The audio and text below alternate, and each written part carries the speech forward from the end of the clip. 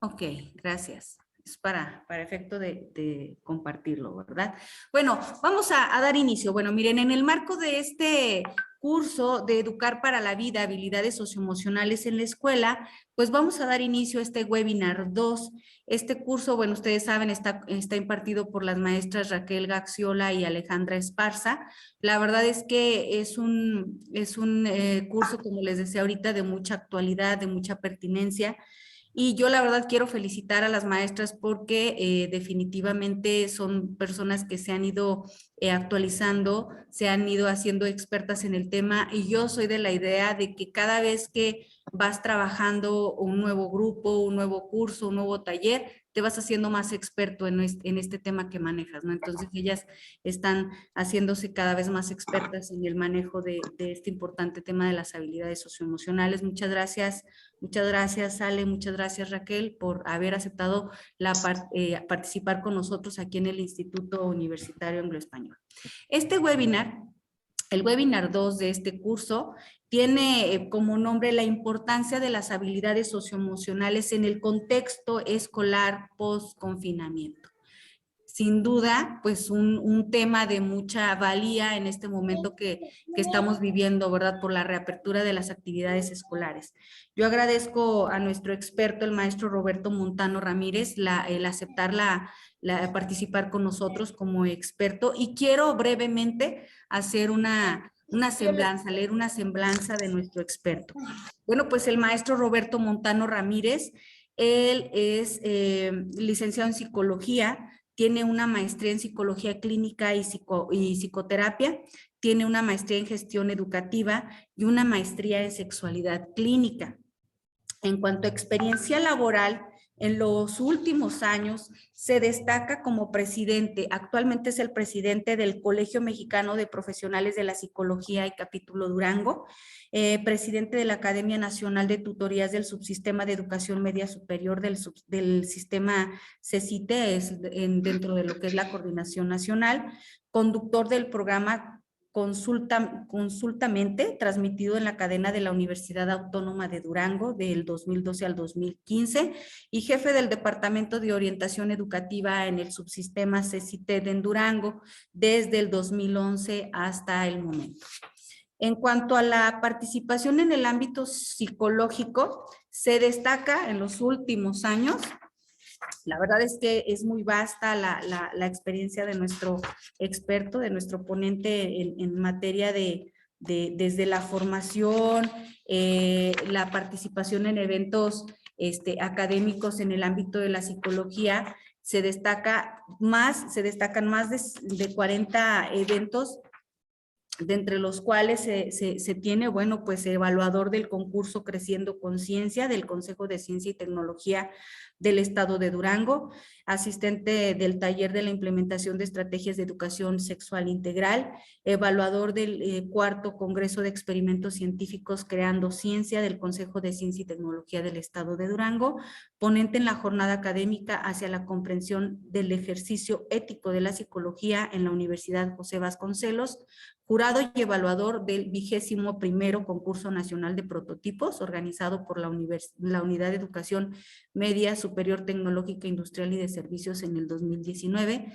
ponente en el 5º Congreso Internacional de Cariñoterapia que sana y vincula, organizado por el Instituto PRECOP de México, ponente en la conferencia Pensé que ser padre era difícil, impartida en el marco del tercer festival del CCH, ponente de expresiones comportamentales de la sexualidad en la cuarta, jornadas de capacitación en psiquiatría. Estos son los últimos eventos, ¿verdad? Bueno, pero tiene una gran variedad de participación en estas actividades y dentro de lo que es la actualización en el ámbito psicológico, se destacan la participación en al menos 40 eventos académicos, desde conferencias, cursos de capacitación, diplomados, lo que son los elementos, ¿verdad?, de formación continua. Yo agradezco porque veo una vasta experiencia, un vasto conocimiento en el ámbito de la psicología y sin duda pues va a ser un momento de mucho aprendizaje para todos. Quiero comentarles, sí, en este webinar yo creo que es de mucho valor. Les voy a pedir que mantengamos nuestras cámaras encendidas, que estemos atentos, que tratemos de dejar distractores, ¿verdad? A veces estamos en el curso y pues sin querer pues estamos atendiendo algún pendiente que se nos quedó en nuestros centros de trabajo. Yo les ruego que en este momento nos demos la oportunidad de escuchar a nuestro experto y de tratar de llevarnos lo mejor posible de esta sesión que es para ustedes. Pues bueno, maestro, sin más preámbulo, te cedo el uso de la palabra. Vamos a comentar, estamos hablando de alrededor de unos 40-45 minutos de tu intervención y luego damos paso a lo que es una serie de preguntas y respuestas por parte de nuestros participantes. ¿Sale? Pues muchas gracias.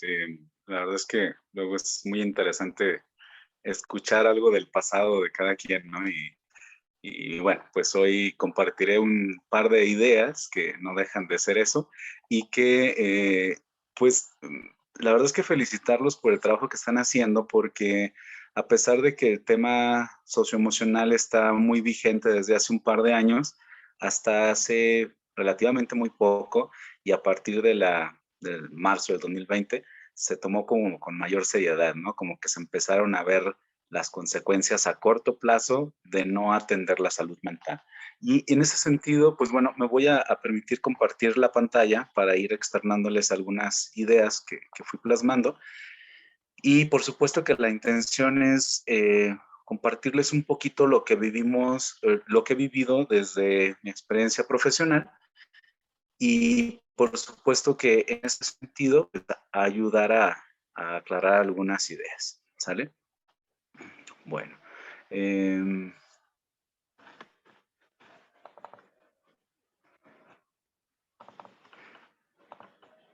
ya lo están viendo, ¿verdad? Perfecto.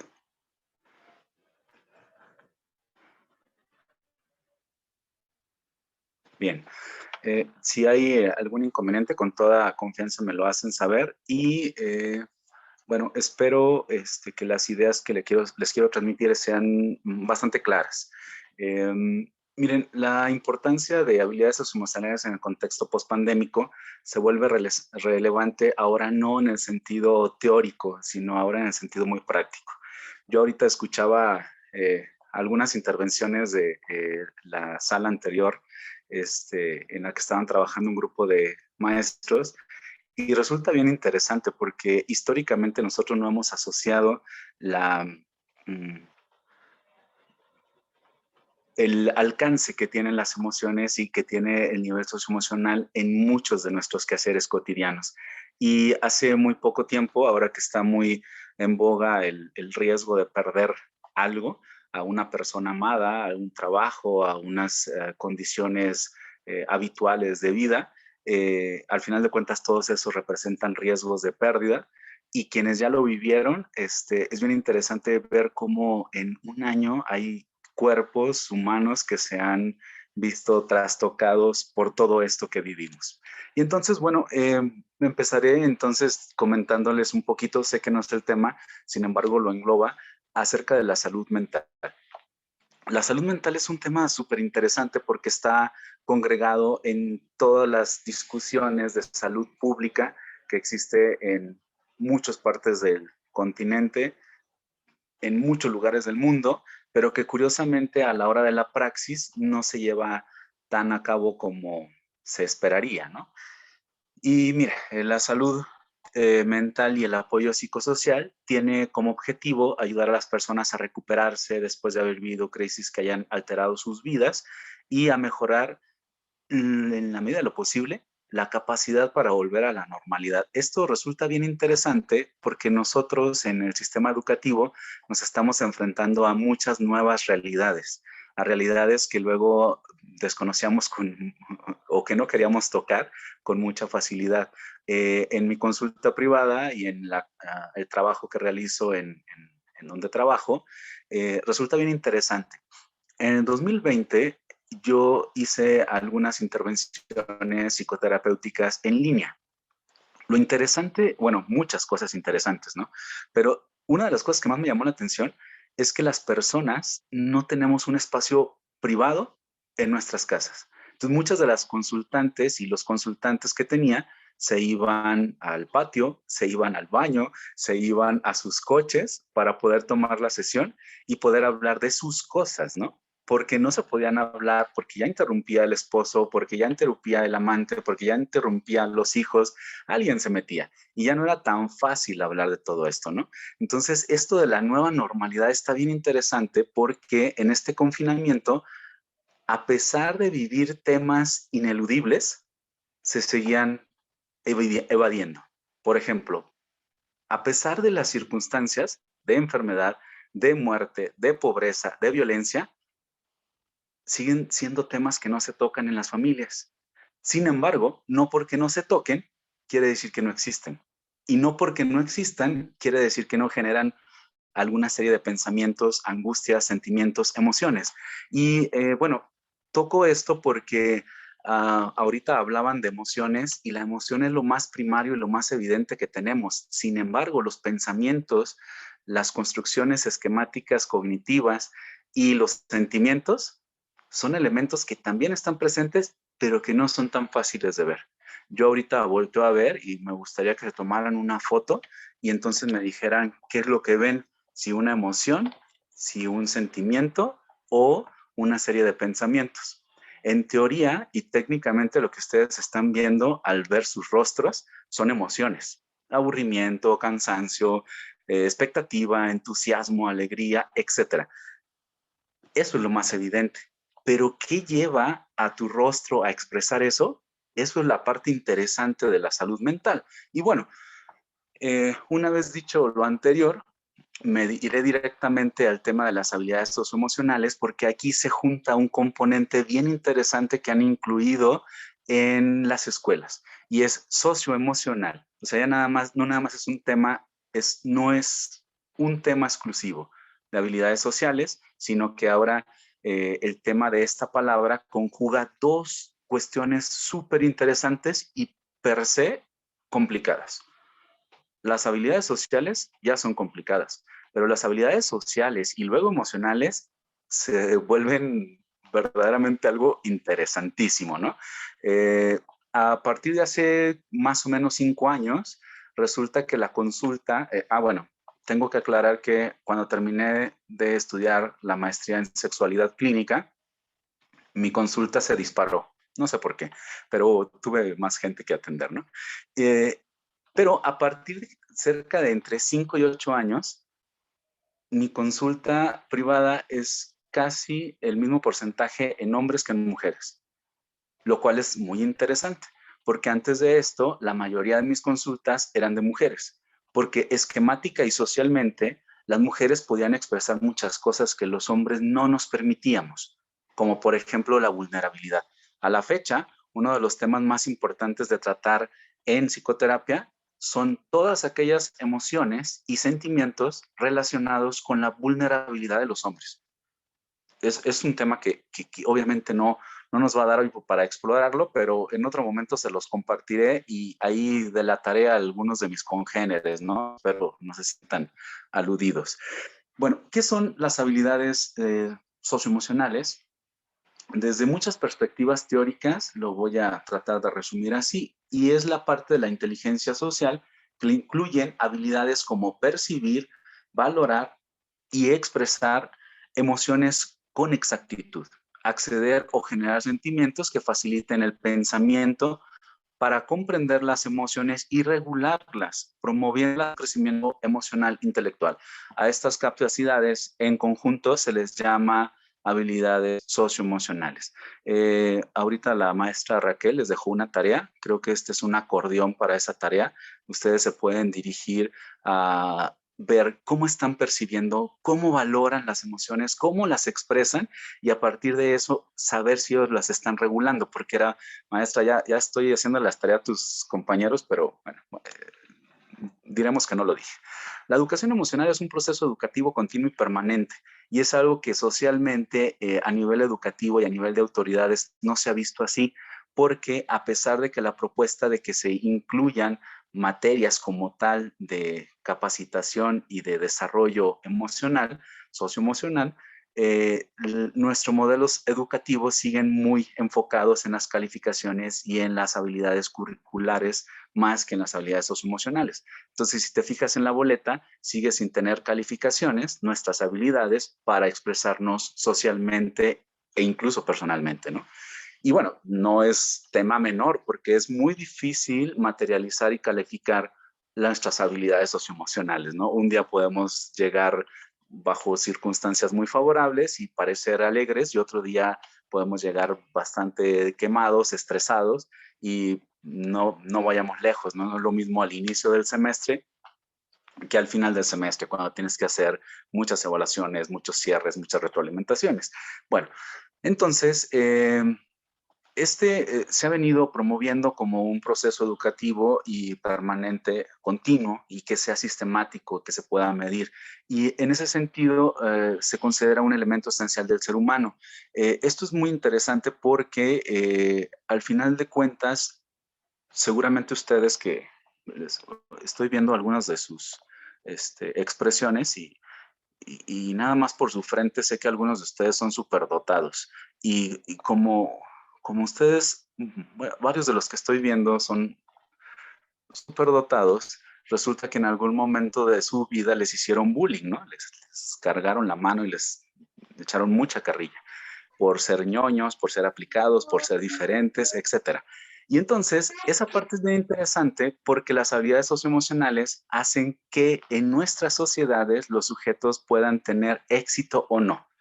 ¿Cuántas veces ustedes han visto o han vivido que tienen calificaciones extraordinariamente buenas, pero hay chicos que no tenían estas calificaciones y tienen mejores trabajos, mejores oportunidades y mejores recursos materiales? Y eso tiene que ver con un conjunto de habilidades socioemocionales. Bueno, estas competencias permiten fortalecer el pensamiento crítico para tomar decisiones mejor informadas en la vida según la UNESCO, ¿no? Si nosotros hubiéramos empezado con un modelo socioemocional en una contingencia sanitaria como la que estamos viviendo, creo que habría muchas situaciones que se pudieran haber evitado, justamente por esta parte, ¿no? Se toman mejores decisiones, informadas, se vuelve un pensamiento crítico y no nos vamos hacia una cuestión de pánico escénico desde la psicología de las masas producidas por un futuro catastrófico. Ahora, al ratito platicaré un poco más.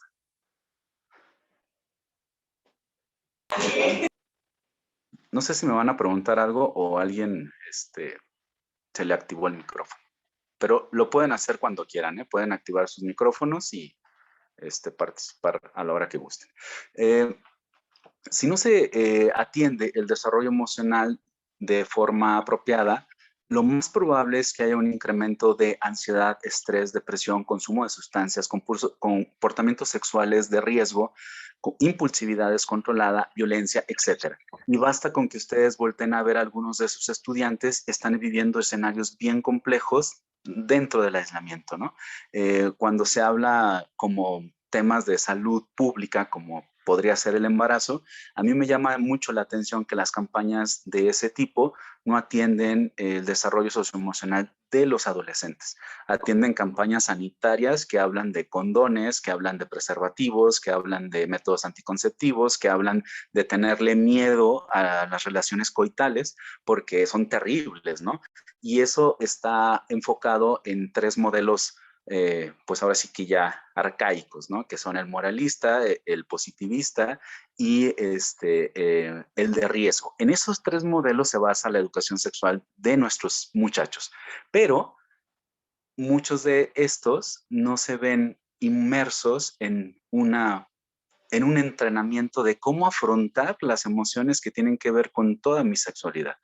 Y esto es por mencionar solo alguno. Hay estudios que señalan que esto si hubiera dado antes del coronavirus en el contexto actual, hay elementos que lo hubieran incrementado, disminuido el riesgo, los factores de impacto que tuvo este tipo de pandemia, ¿no? La conclusión sería tomar conciencia de la importancia de la prevención mencionada. Por su parte, algunos autores como Vizcarra, presidente de una revista bien interesante que les recomiendo que la lean. A nivel internacional, los servicios de atención generalmente están basados en una pirámide que están así y en México con mucha frecuencia la pirámide se invierte porque se invierte mucho recurso en el cuarto nivel, que son servicios especializados de atención en cualquiera de sus vertientes sanitarias, y se van dejando de lado los estudios, la epidemiología, los recursos dedicados a los niveles que están abajo de esta pirámide, ¿no? Entonces, para un nivel, un trabajo muy práctico, lo primero que tendríamos que ver serían servicios muy básicos de seguridad y protección, luego apoyo comunitario y familiar, luego apoyos focalizados desarrollados por especialistas y finalmente servicios especializados.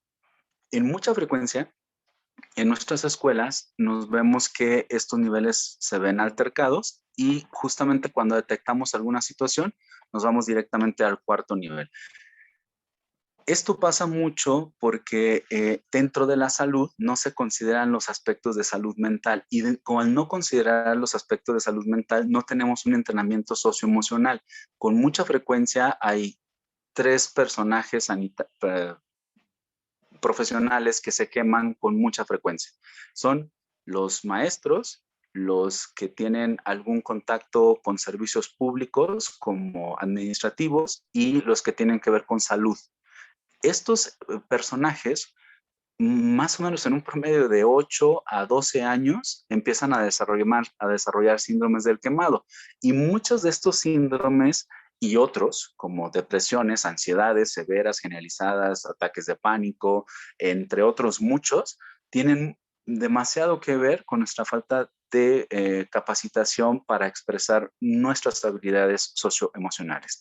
Se han cambiado las rutinas de estilo a partir de que vivimos esta contingencia y bueno, ha sido necesario adaptarnos a nuevas circunstancias, a nuevos escenarios de manera continuada para poder convivir curiosamente con la incertidumbre y el desasosiego. Hay una emoción que es como la peorcita de todas las emociones, y es la incertidumbre. En algún otro momento les platicaré del asunto de la caja de Pandora, porque fue un engaño, fue un regalo de esos, seguramente ustedes han escuchado la expresión, un regalo griego, ¿no? Cuando en lugar de ayudar o que ese regalo sea agradable, te regalan algo que es sumamente desagradable. Así fue la caja de Pandora. El asunto es que cuando se da cuenta el protagonista que se están saliendo todas estas inmundicias, pronto se apura a cerrarlos, y cuando cierra, la única emoción que se queda en la caja de Pandora es la esperanza. Y dicen que la esperanza es la peorcita de todas las emociones porque genera mucha incertidumbre. Y bueno, ya hablaremos un poco más.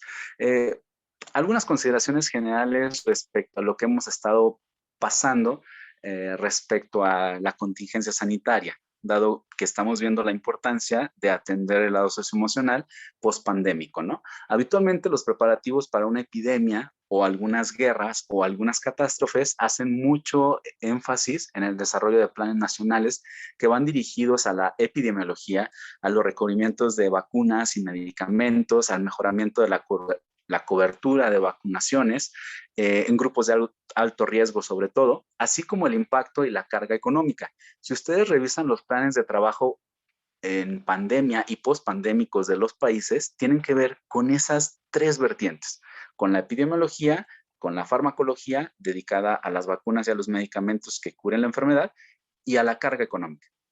Sin embargo, los ausentes en esta planificación son los aspectos psicosociales y el malestar emocional, que es grande y per se a cualquier malestar emocional va a tener un detrimento en los tres anteriores aspectos mencionados.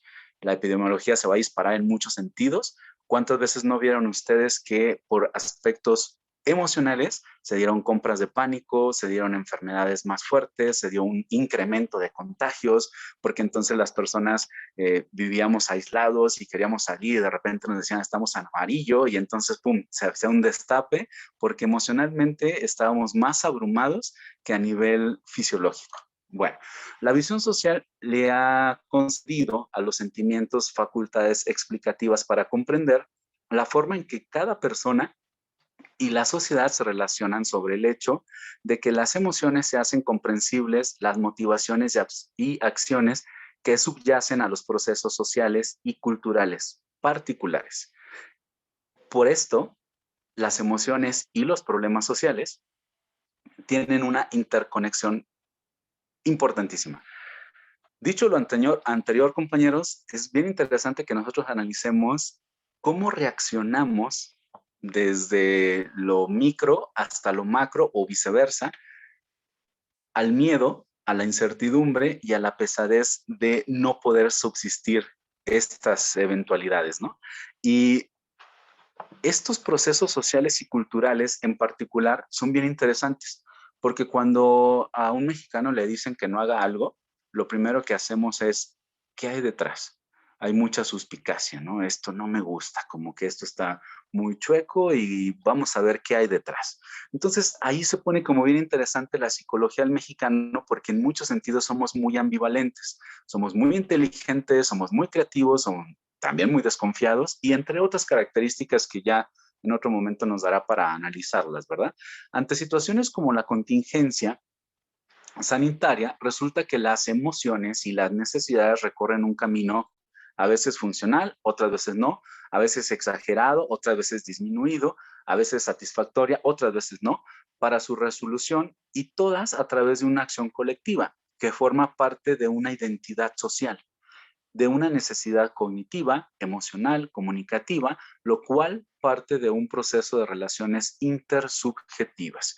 Creo que si nos detuviéramos en este párrafo, podríamos aventarnos un buen rato hablando de las relaciones intersubjetivas, porque a partir de las relaciones intersubjetivas se genera una serie de verdades no establecidas para cada uno de nosotros. Y entonces si nos dicen, ¿sabes qué? Tenemos que cambiar, dependiendo desde dónde esté cada individuo, van a ser sus resistencias para acoplarse al cambio. Y ahí es lo que a veces nosotros dejamos de lado con nuestros muchachos. Les pongo un ejemplo que seguramente ustedes vieron una película que se llama Los chicos por ser hombres, algo así. Y bueno, el asunto es que es un grupo de chicos que nadie quería, que eran algo así como relegados sociales y que los directores que tenían todos pensaban lo mismo de estos muchachos, que no servían para nada y que iban a terminar siendo delincuentes, ¿no? Hay una escena en particular donde llega un director nuevo, ¿no? A la escuela y empieza a decirles que él cree en ellos, que él cree en sus potencialidades, que cree que tienen que ser diferentes, que solamente es cuestión de disciplina, de aplicarse y que les va a ir súper bien porque son talentosos. Entonces es un discurso que nadie les había dicho. Entonces, bueno, transcurre la película. Hay una escena en particular que les quiero compartir, donde uno de los chicos protagonistas, que le apodaban el gallo, se acerca con el director, era, como ustedes imaginarán, el peorcito de todos los que estaban ahí, y entonces le dice, oye, quiero salir un día de esta escuela.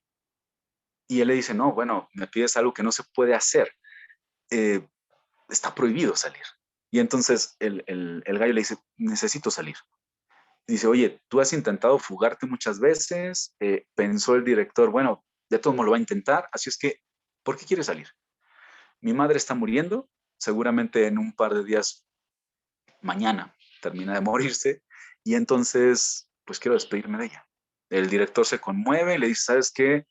Voy a confiar en ti, te voy a dejar salir con una condición, de que regreses tal fecha a tal hora.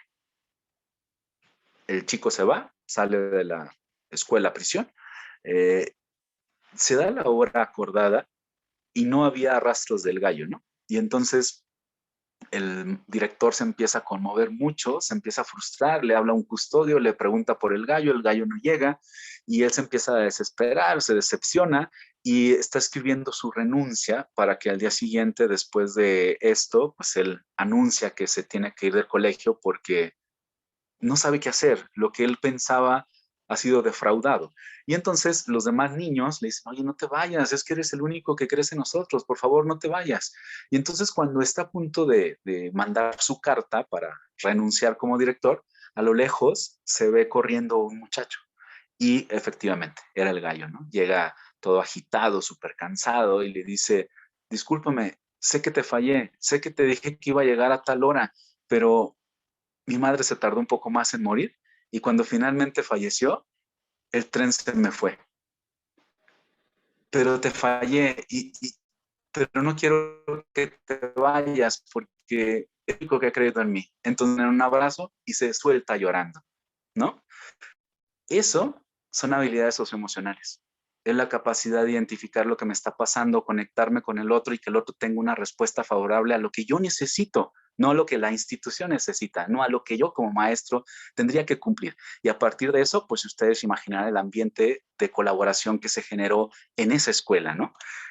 Bueno, la relación entre preocupación, pensamiento catastrófico, malestar emocional, las compras innecesarias, que si ustedes se recuerdan fue algo cómico, ¿no? Porque luego se acabó el papel sanitario, entre otras cosas, coinciden con algunas señalamientos interesantes al mencionar que las dificultades que existen en aspectos de comunicación y ética frente a una epidemia, donde la toma de decisiones se hace desde el miedo social ante una catástrofe y ante lo inesperado, buscar anticipar con ello un escenario completamente caótico que puede traer consecuencias directamente inmediatas o en un corto breve, ¿no? En un corto periodo de tiempo. Las creencias de sanación no fueron las únicas en México que impactaron mucho a los mexicanos. También hubo algunos aspectos de tipo interesantes que pueden ofrecer respuestas en escenarios de alto impacto, como fueron las pandemias, y que también son las competencias socioemocionales, sobre todo las de regulación emocional, que presentaron una inversa, presentan una relación inversa frente al malestar emocional. Esto es bien interesante porque cuando una persona no tiene como estas facultades de regularse, lo primero que hace es disparar su pensamiento catastrófico y en sus lenguajes y en su pensamiento aparecen primero, no se puede, está muy difícil, me va a doler mucho y una serie de peros inagotable.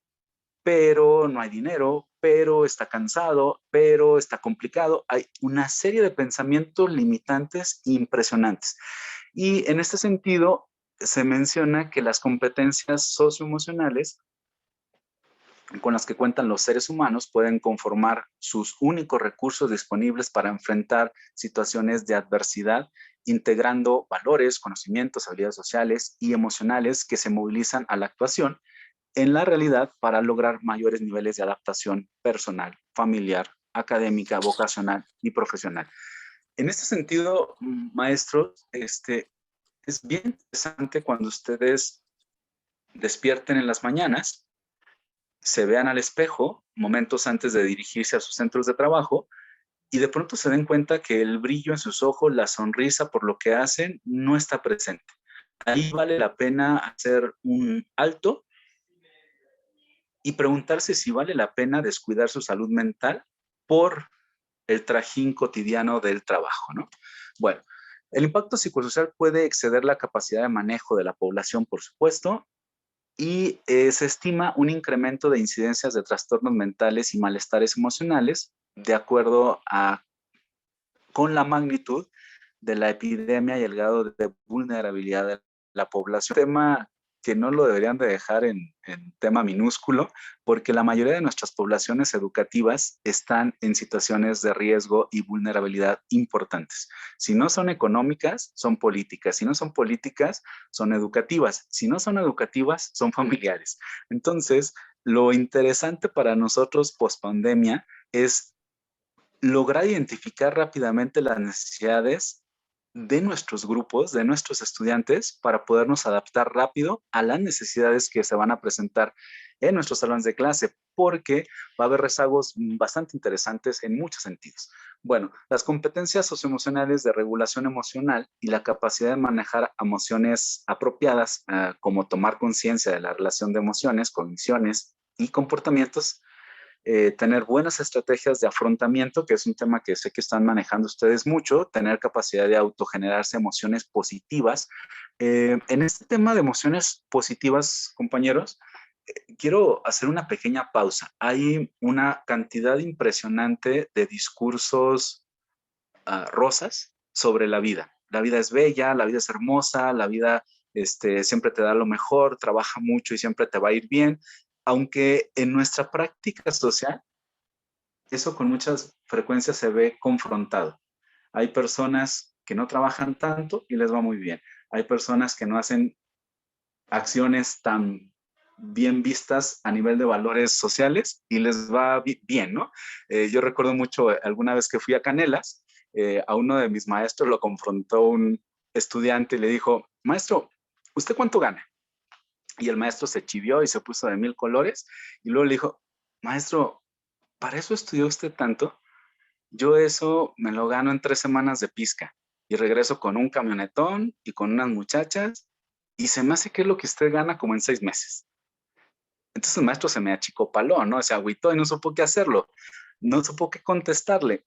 Lo interesante de eso es que cuando el maestro logra integrar lo que está pasando y que se da cuenta que le pegó porque tiene que ver con sus necesidades de aceptación, de superación, de desarrollo personal, entonces se movió.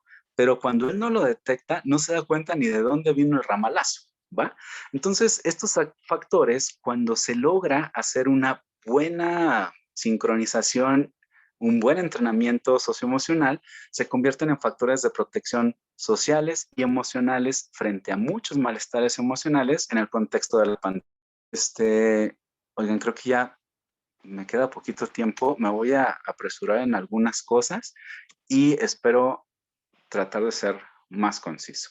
Al tema de docentes y familia, en las familias hay que cumplir obligaciones laborales, del hogar, actividades escolares, entre otras, sin dejar de lado sus propias preocupaciones.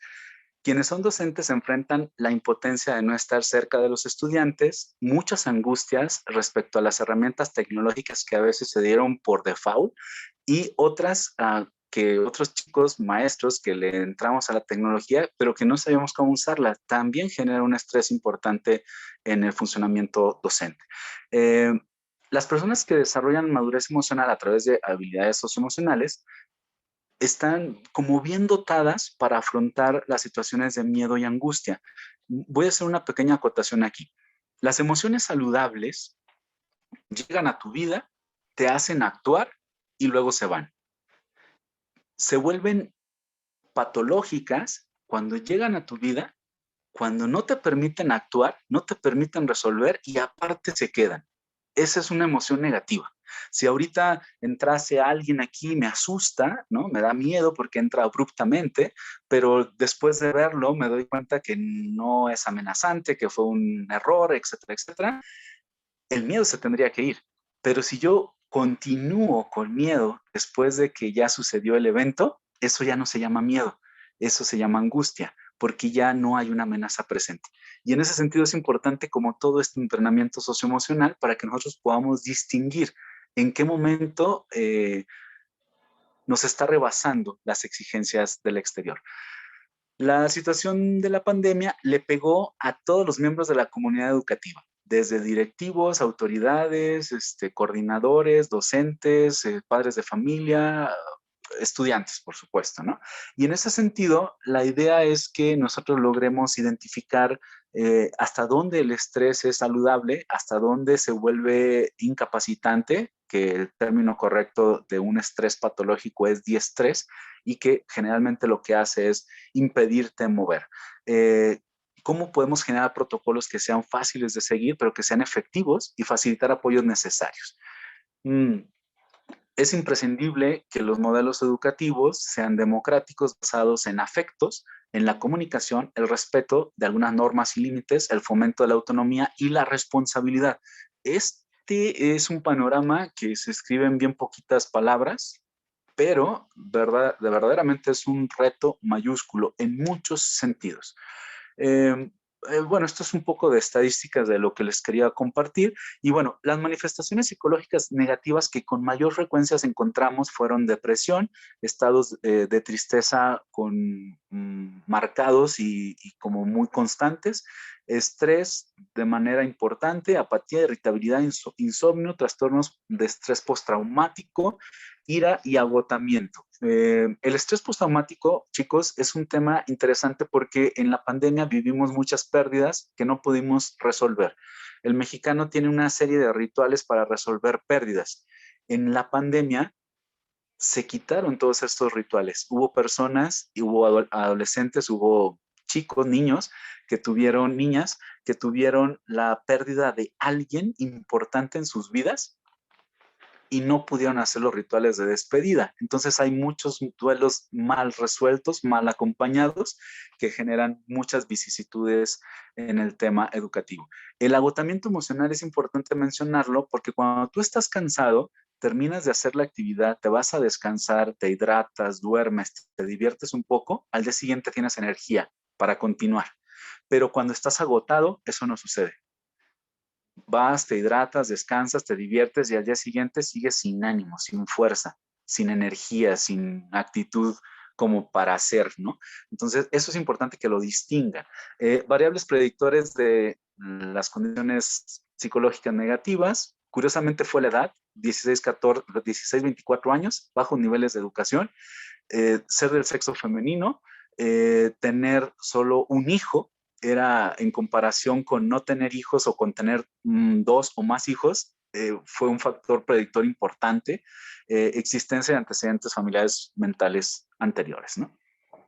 Creo que ya me pasé mucho, me voy hasta algunos temas que quería abordar. Los chicos con niveles socioeconómicos bajos, también es muy importante que hagan un freno en las habilidades socioemocionales. Hubo algunas malas informaciones bien interesantes que surgieron de los miedos adulticentrados, ¿no? Muchos adultos les estaba yendo muy mal con la pandemia y entonces decían, seguramente a los adolescentes también. Resulta que en algunas encuestas que revisé fue bien interesante ver que tanto en México como en Latinoamérica, algunos chicos que tenían un ambiente tranquilo para estudiar, 70%, no habían tenido ni miedo ni tristeza y habían podido dormir sin problema. El 70% también indicaba que había manejado perfectamente el sistema de la educación a distancia. Pero muchos de estos estudios se habían sesgados con una ideología o una idea masiva de los adultos diciendo las cosas están muy mal. Sin embargo, para los adolescentes y los niños no siempre fue igual. Esta parte seguramente me la voy a saltar de manera rápida. Son algunos programas de apoyo y algunas de las condiciones que la UNICEF generó post pandemia y que era como con la intención de que los niños y niñas pudieran tener una educación, protección y bienestar, ¿no? Ahora, este es el ABC de la UNICEF en cuanto a los temas socioemocionales y es, primero, el A es atender las necesidades individuales derivadas de la contingencia. El B, necesidades colectivas del contexto. Y el C, necesidades de existencia previas exacerbadas por la crisis. Entonces, si ustedes contemplan en sus programas de trabajo socioemocionales este ABC, está bien interesante porque sus programas van a estar bien dirigidos, se van a cansar menos y van a aprovechar mejor sus recursos, tanto materiales como de tiempo y espacio.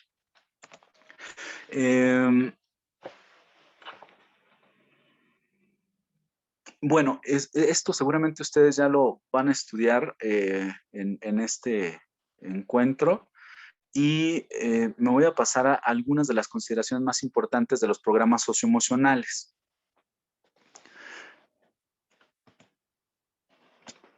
Esta es una. En los programas socioemocionales, las estrategias de apoyo que han sido exitosas están encaminadas por lo menos a uno de estos 5 puntos y si logran que estos sean sistemáticos, el nivel de éxito es bastante alto. Contención emocional, manejo de la ansiedad, reestructuración cognitiva, desarrollo de las habilidades personales y emocionales y ventilación emocional. Ventilación emocional no quiere decir hacer como un chisme de las emociones, como publicarlas, sino poder ubicar hacia dónde están dirigidas estas expresiones emocionales y poderles dar una connotación que sea bien dirigida. Uno de los errores más frecuentes en el ser humano es que no identifica sus propias necesidades. Voy a poner un ejemplo muy básico. Hay personas que tienen un hueco en el estómago y entonces dicen, tengo hambre, y se van a comer y vuelven a comer y siguen comiendo porque el hueco no se les quita. Pero muy probablemente el hueco que tenían no se llamaba hambre, se llamaba sed.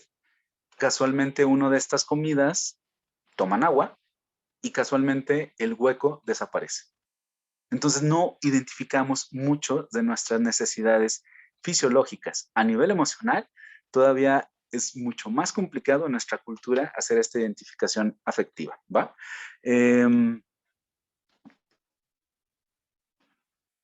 Esto es lo que se espera que logremos en algún momento con los chicos, es que tengan capacidades resilientes, que se vuelvan optimistas no en la vida rosa, sino que tengan la facultad de dar respuestas a las adversidades, muchas respuestas. Mientras más respuestas des, más optimista eres. No es negarte de la realidad y decir, la vida siempre es bonita y siempre es agradable. No, hay una circunstancia y tengo N cantidad de recursos para resolverlo. Bienestar psicológico, personalidades resistentes, espiritualidad, entre otras. Entre otras, estas son para mí importantes ahora post-pandémico porque la cultura, los deportes, la educación financiera y el estudio de la filosofía va a ser que muy probablemente estos recursos que están arriba se logren con nuestros chicos, ¿va? El bienestar psicológico está acompañado de estos componentes, que es autoaceptación, relaciones positivas, autonomía, dominio del entorno, propósito de vida y crecimiento personal. Son los componentes necesarios para un bienestar psicológico y que si ustedes lo logran en el salón de clase es una cosa maravillosa. Bueno, ya para ir cerrando esta intervención, les comento, para una educación afectiva importante y efectiva, en nuestro contexto de crisis se necesitan los siguientes ingredientes. 1, educación emocional explícitamente en el currículum. 2, determinar las competencias socioemocionales a desarrollar dependiendo de las necesidades de los chicos con los que estamos tratando. Formar un profesorado en educación emocional sensible y operativo. Diseñar actividades de educación emocional cuya eficacia sea comprobada, es decir, que se pueda estar midiendo, no como todo lo que se trate de afectos, no todo es educación emocional. Coordinación con al profesorado en educación emocional, incluyendo a las familias, porque es muy interesante y muy desgastante para ustedes en educación hacer un trabajo como muy destacado en habilidades socioemocionales y que en la casa lo echen al traste, ¿no? Adoptar modelos de educación emocional a largo plazo y no que sea por una emergencia. Y finalmente, llevar un plan de evaluación para las habilidades socioemocionales que se van presentando. Bueno, creo que esto favorecería mucho de los climas que estamos viviendo y podrían dar una respuesta a las necesidades emergentes de la contingencia y post-pandemia. Voy a terminar mi intervención comentándoles que en nuestra cultura se ha confundido con mucha frecuencia el término de salud mental con fortalezas, ¿no? Pondré un ejemplo a continuación.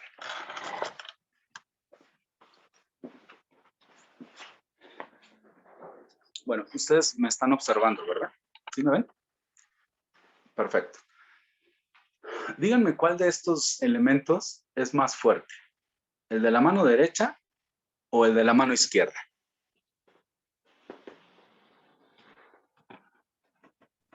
El de la mano derecha. De la mano derecha. Ok, esta es mi mano derecha. Los que dijeron esta mano, por supuesto que es más fuerte. Miren, miren lo que va a pasar. ¿Qué creen que va a pasar? Se va a romper. Miren, lo he intentado romper muchas veces, muchas, y no lo he logrado. Quizá necesitaría otro instrumento como unas pinzas, unas tijeras o mordidas para poderlo romper. En nuestra sociedad, esto se confunde con fortaleza. No te quiebres, no llores, no te rompas, no te destruyas, no te caigas, no te preocupes por bla, bla, bla. Se está confundiendo la fortaleza con la rigidez. Este objeto es rígido, pero no por eso es más fuerte. Este objeto no es rígido y se vuelve más fuerte. Entonces, si lo ponemos en ese contexto, compañeros, esto es un sinónimo de enfermedad mental, porque si ustedes me refieren una serie de patologías, cualquiera que ustedes me refieran, adicciones, depresión, ansiedad, la que ustedes quieran, todas esas tienen distintos grados de rigidez. Depresión, personas que no pueden dejar de sentirse tristes un solo momento. Adicciones, personas que saben que se hacen daño pero no pueden dejar de consumir. Personas con ansiedad, personas que no pueden dejar de preocuparse por algo que no existe. Y así, me puedo ir con cada una de las patologías y se van a dar cuenta que hay distintos grados de rigidez. Una persona flexible es muy cercana a una persona saludable. Bueno, con esto termino mi intervención. Espero haya sido de su agrado y sobre todo de provecho. Y pues bueno, creo que si hay tiempo se abre un espacio para alguna pregunta, ¿verdad? Sí, maestro, oye, pues muchísimas gracias.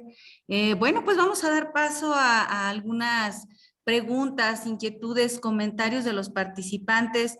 Les pediría, si son tan amables, pues abramos el micrófono, si les parece, y lo hagamos de viva voz para hacerlo más interactivo. ¿Les parece?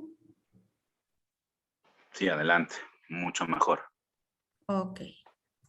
Vamos a ver si alguien tiene la manita levantada.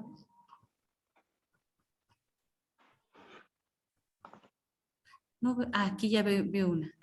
Delia Ceniceros, adelante. Hola, se ve medio oscuro porque está oscuro aquí, ¿verdad? Bueno, primero muchísimas felicidades a Roberto, muchas felicidades, siempre es un deleite escucharte, Roberto.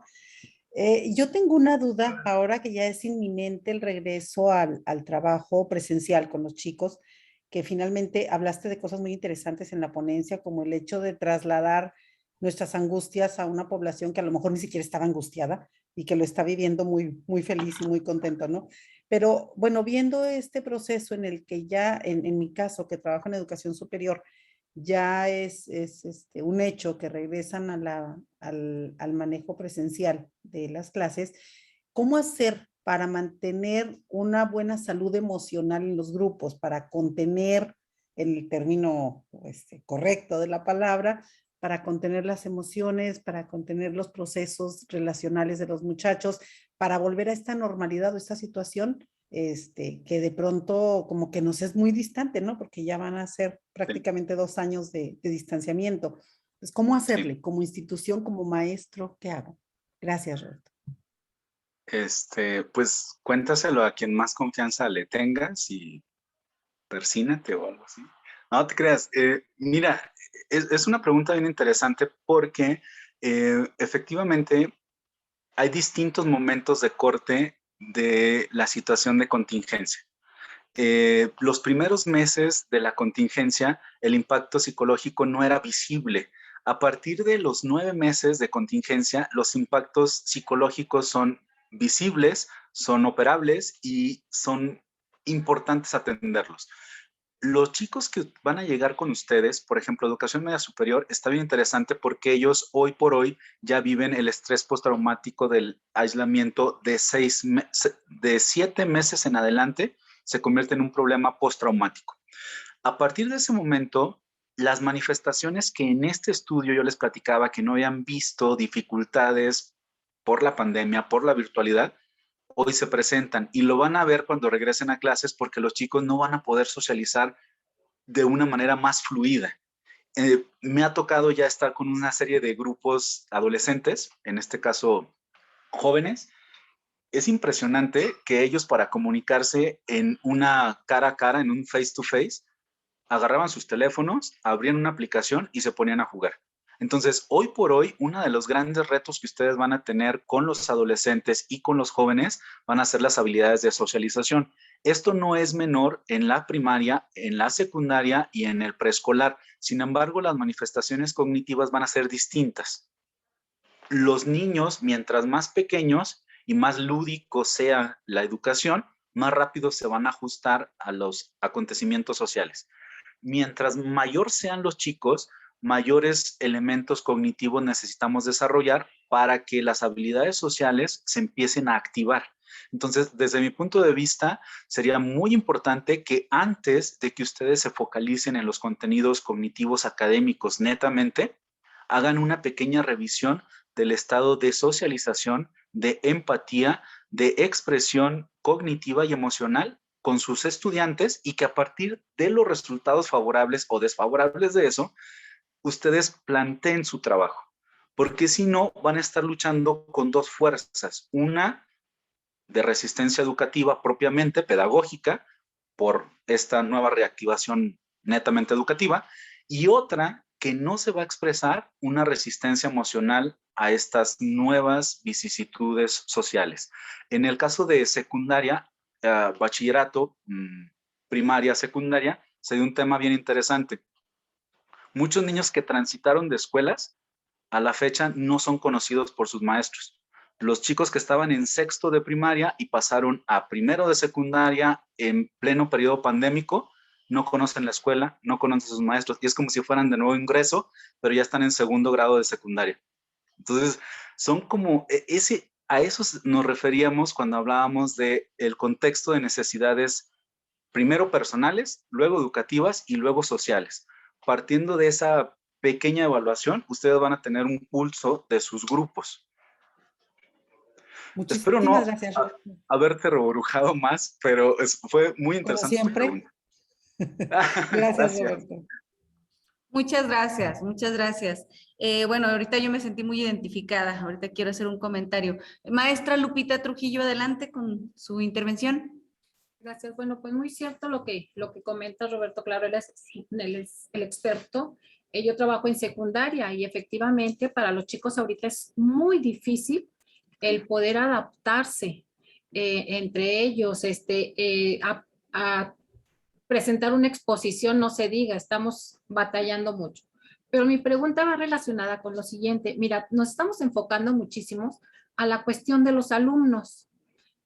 Pero ¿cómo le hago con mis maestros? ¿Sí? O sea, te juro que no sé cómo hacer entender esa parte que tú manejas, que lo más importante ahorita es la cuestión emocional de los chicos, pero, y la emocional de los maestros, yo los veo, mira, estresados, angustiados, y ellos dicen que por los alumnos, pero no es por los alumnos, o sea, es ellos, ¿sí? Ellos que no han podido o no han querido asumir, porque nosotros entramos desde agosto, que regresamos en una situación diferente y que esa normalidad ya nunca va a ser una normalidad, ¿sí?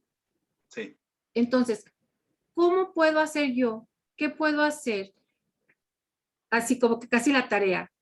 ¿Qué estrategia me recomendarías tú trabajar con mis compañeros maestros para, cuando menos, moverlos hacia otro punto, que tengan otra perspectiva de lo que realmente está sucediendo con ellos mismos, no con los chicos ni con la educación, no, con ellos mismos?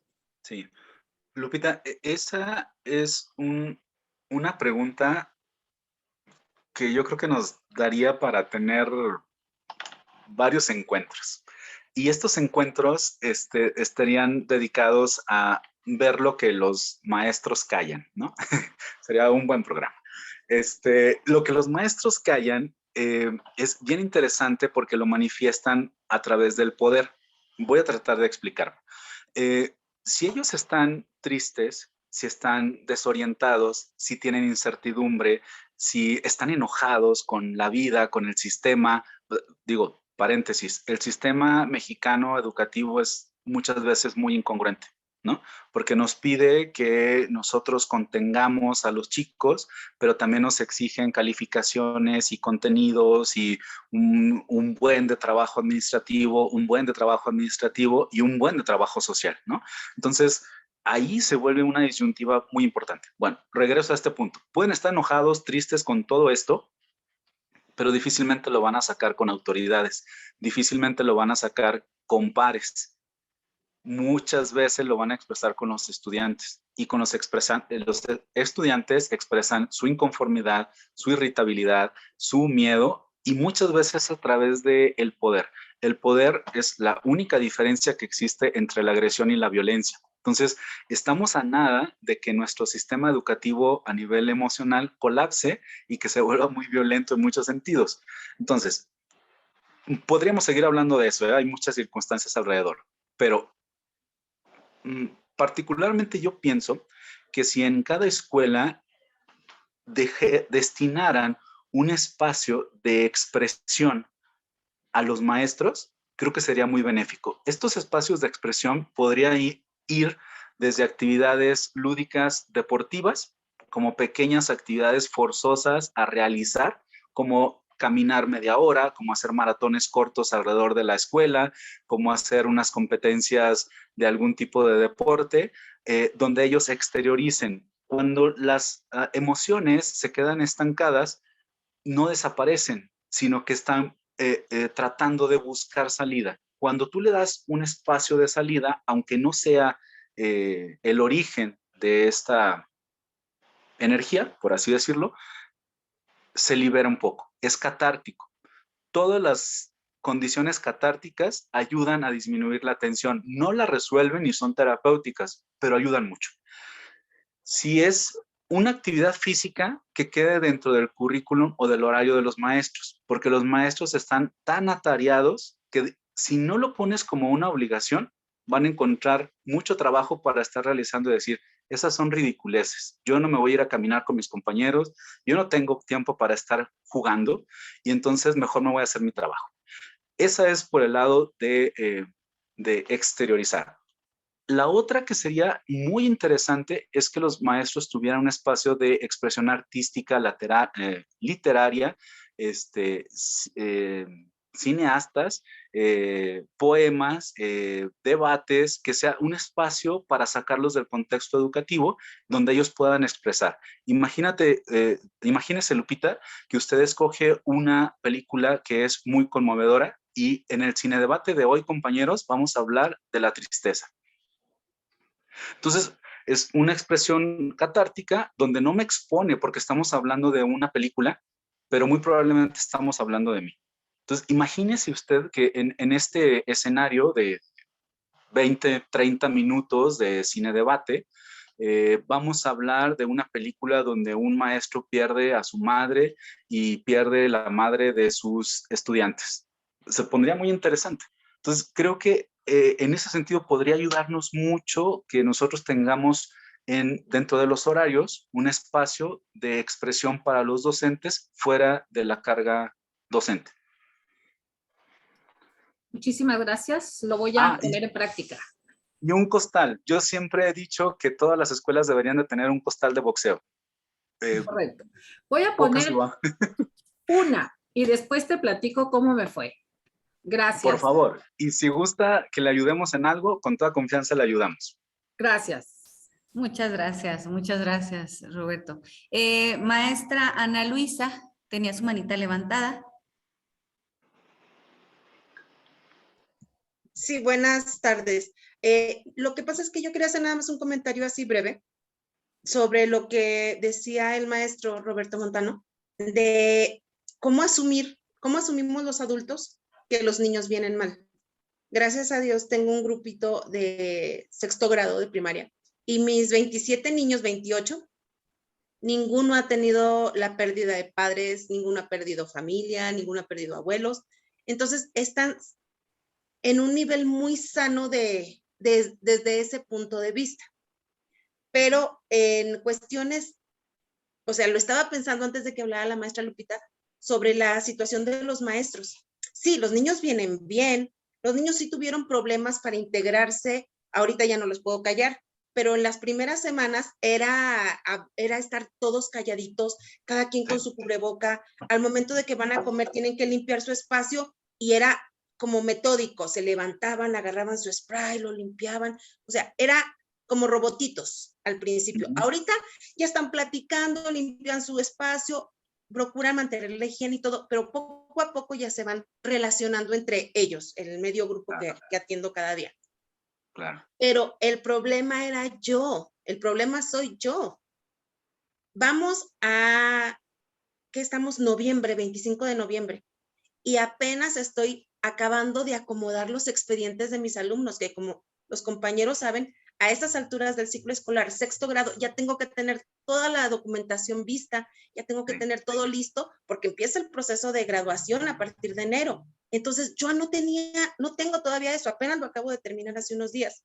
ahorita antes de empezar el webinar, estoy llenando mis tablas de preinscripción.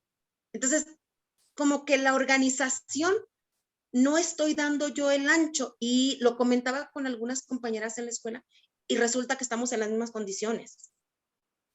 Es que yo no he visto los expedientes, les decía yo el otro día. ¡Ay, los expedientes!, dijo la otra. ¿Cómo los vamos a hacer? No, que las planeaciones. No, yo no he planeado ninguna semana. Yo como quiera voy viendo lo que estamos haciendo. O sea, las personas que teníamos ya nuestro quehacer docente, ya teníamos todo bien alineadito, ¿no? En agosto hago esto, en septiembre hago esto, en octubre esto, en enero lo siguiente, pero ya todo se perdió, y no es porque no lo queramos hacer ni porque no tengamos el ánimo. Vamos con ganas, vamos con ánimo, pero hay algo, diría yo, en el ambiente que es lo que no nos permite avanzar al mismo ritmo que lo habíamos hecho en ciclos pasados. Y ahorita que estoy escuchando lo que nos dijo el maestro, creo que me está cayendo el 20. ¿De qué es eso? A lo mejor estamos quemados no del trabajo, estamos quemados del descanso, estamos quemados de la pandemia. Gracias, maestro. Ha sido muy, muy edificante su ponencia, y creo que me acaba de abrir mi tercer ojo hacia este tema tan espectacular, la verdad. Oiga, pues muchas gracias. Y tiene mucha razón, y lo voy a conectar con el comentario que hace Clara Murillo. Dice, es como si los maestros debieran salir detrás de la pantalla, exponerse, conectarse nuevamente para una nueva normalidad. Sí, efectivamente, lo que usted dice es bien importante, porque luego es como si los maestros tuvieran que limpiarse las lágrimas, el sudor, el desvelo, las ojeras, y hacer como que no pasa nada, y tener todas las herramientas para que todo fluya. Y eso es complicado, eso es muy complicado. Y en ese sentido, ahí es donde se hacen estos ajustes, incluso a la currícula. Los sistemas educativos tienen muchas cosas que hacer, porque no nada más es decir, maestros tienen que hacer esto, ¿no? Sino es cómo le hacemos para que los maestros se les facilite lograrlo. Ahora, en algún otro momento, si hubiera oportunidad, estaría muy interesante que habláramos sobre el malestar docente y de la carrera magisterial que tienen todos los que participan en la docencia, porque es una cosa increíble. Ustedes pudieran hacer un checklist de ir sabiendo si ustedes están desarrollando algún agotamiento magisterial, y que en ese sentido ustedes tuvieran que hacer una pausa, ya sea administrativa, ya sea operativa, ya sea incluso familiar, ya sea en muchos sentidos. Y eso, cuando no lo conocemos, es difícil nombrarlo. Y si no lo nombramos, es difícil atenderlo, ¿no? Dice Iris Amador, sí me siento muy agotada en este ciclo escolar, sí, claro, al igual que lo que hicimos en el confinamiento. Antes no era agotador, correcto, porque no sé si recuerdan, al inicio de la ponencia, yo les platicaba que había una especie de miedo masivo, ¿no? Como una angustia colectiva. Entonces, regresar a la escuela tiene muchos pensamientos que son agotadores. Y si mi niño se contagia, y si yo me contagio, y si yo contagio a mi gente, y si contagio a mi papá, a mi mamá, a mis hijos, mis hermanos, bla, bla, bla. Entonces, son como muchos miedos callados por atender pues ahora sí que el trabajo, ¿no? El deber ser. El deber ser es una carga importantísima en los docentes. Muchos docentes viven en el deber ser, y al deber ser se olvidan de existir. Y en el existir las cosas son así. Cuando ustedes van a un hospital, los aparatos de los signos vitales están así, arriba, abajo, y eso significa que la persona está viva. Pero cuando ese aparato marca una línea recta, quiere decir que no tiene signos vitales. Entonces, muchos tenemos como esta concepción de que si nos sentimos mal es algo muy feo y que hay que evitarlo a como dé lugar. Es un gran error, un gran error. Dice, el tema del malestar docente es extraordinario. Sí, en algún momento deberíamos abordarlo. Patti, creo, alguna biografía. Sí, les voy a dejar la presentación con Alejandra, con la maestra Raquel, y algunas recomendaciones bibliográficas para que ustedes se apoyen con lo socioemocional. Elia, agregando que muchos alumnos llegaron muy acostumbrados a la atención. Sí, bueno, ese es otro tema, ¿no? La atención en casa fue una cuestión importantísima donde los papás abrumados hacían que el chamaco no se esforzara. Y entonces hoy hay una disyuntiva, porque si se recuerdan ustedes, o no sé si les pasó, cuando empezamos la pandemia, fue un echarse todos los contenidos en pocos meses. Y después fue, no, relájense, o sea, no estresen a los niños. Y entonces fue, ahora los dejamos. Entonces nuestros niños llegan acostumbrados a que tampoco se les produzca malestares a ellos, ¿no? Entonces sí, justamente ese es otro tema, Elia. Qué bueno que lo mencionó. Pues muchas gracias. Maestro, teníamos tenemos una última intervención, una última pregunta, si te parece. La maestra Sí. Jael, digo, para no irnos sin atender la Adelante, adelante. Adelante, maestra. Buenas noches. Bueno, a mí Buenas noches. me gustó mucho su charla, maestro. Muchísimas gracias. Gracias. Estos espacios en que se hablan de educación socioemocional y todo esto a mí siempre me han gustado mucho y este espacio se me hizo muy interesante porque estoy escuchando a las maestras sus comentarios y todo, y yo creo que todos estamos así como en la misma sintonía, ¿no? Pero pensamos Sí. que nada más somos nosotros. Sí. El mes pasado que tuvimos el consejo técnico, nuestro director nos decía que hay un desfase en aprendizajes de un año, o sea, del último grado en el que se quedaban los niños, ¿verdad? Ya lo que vimos en la pandemia, sí hubo aprendizajes, hay algunos que sí aprendieron, otros que menos, otros que más, en fin. Y a mí luego se me vino a la mente los aprendizajes, o sea, los aprendizajes esperados. Pero, por ejemplo, hoy me pasó algo muy curioso, que una niña, yo tengo tercer grado de primaria. Entonces, hoy me pasó algo muy curioso, que una niña se me acercó y me dice, maestra, ¿no tiene cuentos? Y yo así de, voltear al salón y así de, no. Y me dice, ¿no tiene libros para colorear? Y yo, no. Digo, ¿sabes qué? Le digo, qué buena idea. Le voy a decir a sus papás que nos traigan y hacemos una biblioteca de cuentos y de libros para colorear también, ¿verdad? Y ya cuando ustedes quieran, pues vamos a tener ahí material para que lo usen todos.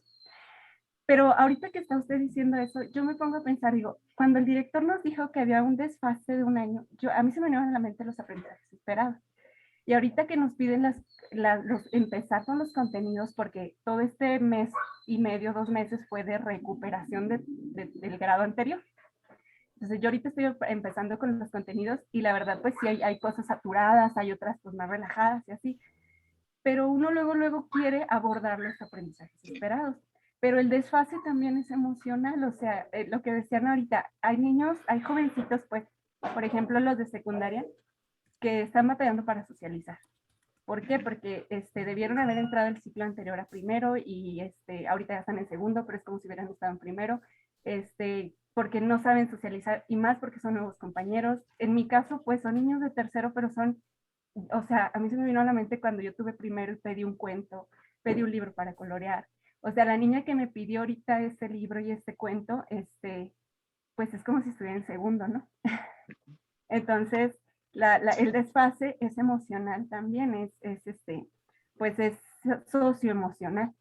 Y lo que decía usted ahorita, trabajar con estos niños, actividades lúdicas, sí es cierto, y muchas veces nos vamos a los aprendizajes únicamente. Y pues yo tengo tercero y yo digo, bueno, yo ya me voy a ir más rápido con los aprendizajes, pero pues en realidad no. En realidad vamos a tomar en cuenta pues otras situaciones, ¿verdad? Y así, pues, era mi participación, gracias. Muchas gracias, Gael. Y totalmente de acuerdo contigo porque ustedes lo han vivido. Cuando los chicos se sienten acompañados y empiezan a ver el aprendizaje como un reto, se vuelve menos pesado. Pero cuando se abruma de metas que no son significativas para ellos, entonces el aprendizaje se vuelve muy lento y la enseñanza muy cansada. Entonces, totalmente de acuerdo. Bueno, pues muchísimas gracias, Roberto. La verdad es que yo estoy completamente fascinada con el webinar. Yo creo que la temática muy bien. Yo les comparto, yo estoy aquí por las tardes en posgrado, pero por la mañana doy clases en prepa, en bachillerato, y le comentaba a la maestra Alejandra Esparza, digo, no, la verdad es que esta conferencia es muy oportuna para nosotros como docentes de media superior, ¿verdad? Porque si nos enfrentamos a recibir a los chicos, a mí me pasó, de verdad es un shock muy, muy fuerte, ¿verdad? Yo la verdad es que estaba muy emocionada de recibir a los muchachos, pero luego entré en una angustia porque los chicos no contestaban, o sea, yo les hacía preguntas así de que, oye, ¿cómo ves? ¿Ya puedo borrar esto que está en el pintarrón? Y no me contestaba ni eso, o sea, a veces que ni el saludo, ¿no? Entonces, pues obviamente eso a mí me da señales de que hay que empezar por otro punto, no hay que empezar por los contenidos, sino hay que empezar por ese momento de conexión entre nosotros y los estudiantes. Entonces, yo creo que conforme me di la oportunidad, yo en lo particular, de ir conectando con ellos, la respuesta fue mejorando. Entonces fue mejorando, así como lo comenta la maestra Ana Luisa, así va mejorando la respuesta que nosotros recibimos de los muchachos.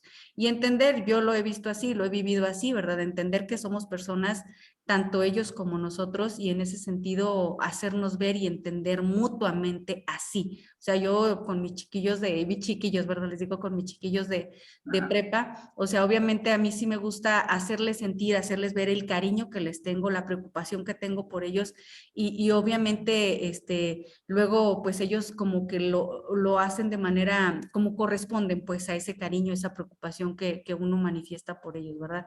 Sí, de pronto pues obviamente es desesperante, ¿verdad? Que, ay, pues no me están contestando lo básico que les estoy preguntando, pero pues digo, finalmente son señales que nos van indicando por dónde ir empezando a agarrar orilla para llevar a cabo nuestra actividad. Sí. Roberto, pues muchísimas gracias. No sé si tengas algún comentario final. Nada, agradecerles mucho. Hay un par de observaciones que me llamaron muchísimo la atención. No participaron caballeros. Les estuve viendo sus expresiones faciales muy, muy interesantes, compañeros. Espero que ahorita en la foto grupal sí sonrían un poco. Y bueno, ya puso por ahí Delia, la doctora Delia, el nombre del libro y el autor. Sí, es un extraordinario libro, es un psicoanalista mexicano de un estudio mexicano hecho en el centro del país. Y está muy interesante porque los resultados de ese estudio coinciden mucho con las fatigas magisteriales. Agradecerles mucho el espacio, la invitación a Alejandra Esparza, a Raquel Axiola y por supuesto la apertura en este espacio, señorita Montes. Espero que haya sido benéfica estas reflexiones y que les puedan servir de algo, ¿no? Eso es algo que me gusta mucho que suceda, que sirva de algo. No, pues agradecer, maestro Roberto, por la participación con este webinar. Estaremos por ahí haciéndote llegar la constancia de participación